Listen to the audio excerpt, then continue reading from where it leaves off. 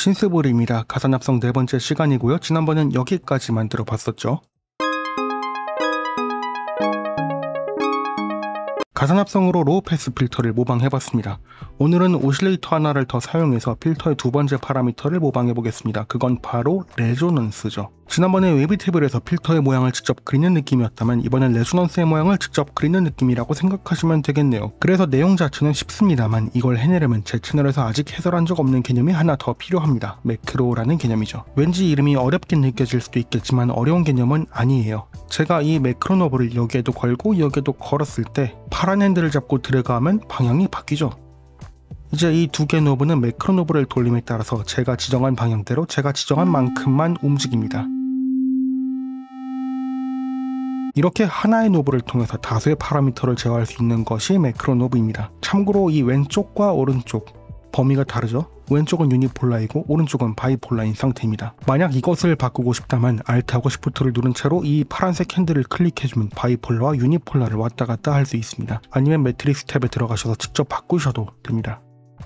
자, 이제 매크로라는 개념은 대강 알았으니까 레조넌스를 모방해봐야겠죠? 지난번에 작업한 세럼을 복제해줍시다. 그리고 미디도 일단 복제해올게요. 지금 이 프리셋의 작업 과정은 이전 영상을 참고해주시면 되겠습니다. 링크는 따로 남겨두겠습니다. 이제 가장 먼저 해줘야 할 건 오실레이터 A를 B로 복제하는 겁니다. 메뉴를 클릭하시면 Copy 오실레이터 A to B 메뉴가 두 개 보이는데요. 이왕이면은 아래 걸 골라줍시다. 이걸 선택하면 오실레이터 A에 걸려있는 모듈레이션도 함께 복제가 돼서 오실레이터 B의 웨이브 테이블에 자동으로 엔빌롭이 걸려있는 채로 복제됩니다. 복제했더니 역시 오실레이터는 그대로 복제가 됐고요. 마찬가지로 엔빌롭도 웨이브 테이블에 잘 걸려있죠.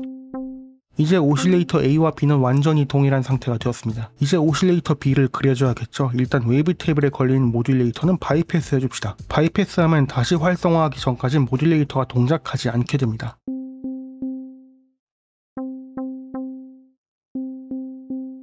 이제 오실레이터 편집창에서 모핑도 제거합시다. 이제 이 상태에서 어떻게 그려줘야 할까요? 상상 속의 차단 주파수 위치를 상상하면서 찍어야 할까요? 라고 생각하신다면 정답입니다. 마법과 같은 비법은 없습니다. 다만 실제 레조넌스라는 건 특정 배음만 콕 집어서 강조하는 경우는 없으니까 상상 속의 차단 주파수가 있을 만한 위치와 그 주변의 배음을 함께 강조한다면 더 자연스러운 결과가 나올 겁니다. 자, 저는 이렇게 찍었고요. 이제 다시 모핑을 걸어줄 건데 역시나 스펙트럴, 크로스페이드 어떤 것이든 상관없습니다. 모핑을 걸고 나서 키를 누른 채로 돌려보면 나름대로 레조넌스 빡세게 걸린 소리가 재현된 것 같죠?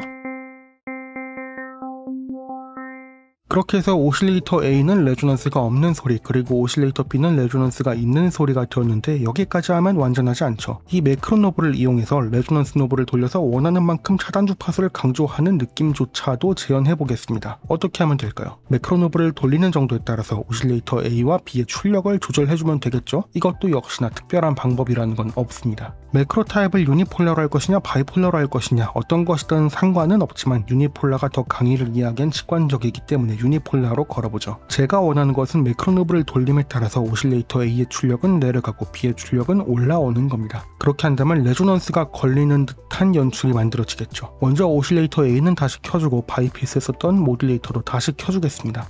그리고 완전히 돌려서 A와 같은 세팅으로 만들어주도록 하죠. 자, 이제 오실레이터 A의 볼륨은 다 올리고 B의 볼륨은 다 내리고 매크로 노브를 돌림에 따라서 A의 출력은 낮아져야 하기 때문에 매크로를 걸고 파란색 핸들을 돌려서 왼쪽으로 쭉 돌려줍시다. 그리고 B는 반대로 적용하면 되겠죠. 이제 들어봅시다.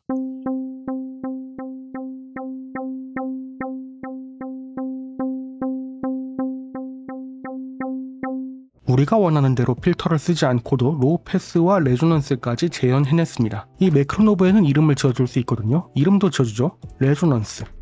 이 매크로 노브가 중간 지점에 있을 때 볼륨이 작아지는 듯한 사소한 문제가 있지만 이는 선형적으로 크로스페이드가 걸리기 때문에 발생하는 볼륨 손실입니다. 지금까지 다룬 과정을 더 디테일하게 다루다 보면 해결할 수 있는 부분입니다. 자, 지금까지 가산합성과 웨이브테이블을 함께 응용하기 위한 방법으로 로우 패스 필터를 재현해봤습니다. 여러분이 실제로 신디사이징을 하면서 처음부터 의도를 가지고 설계하지 않는 한 이런 방향으로 응용할 일은 거의 발생하지 않을 겁니다. 신디사이징 방법 하나를 제대로 다루는 것만 해도 어려울 텐데 두 개를 의도적으로 응용하는 것은 까다로울 테고요. 그런 상황이 자주 일어나지도 않을 것이고 굳이 그럴 필요도 없을 거예요. 다만 요즘의 가산합성은 유난히 웨이브테이블을 곁가지로 껴오는 경우가 많기 때문에 이런 관점으로 다뤄볼 수 있는 테크닉도 있다는 점을 신디사이징에 관심이 있는 여러분이라면 알고 계셔서 나쁠 건 없습니다.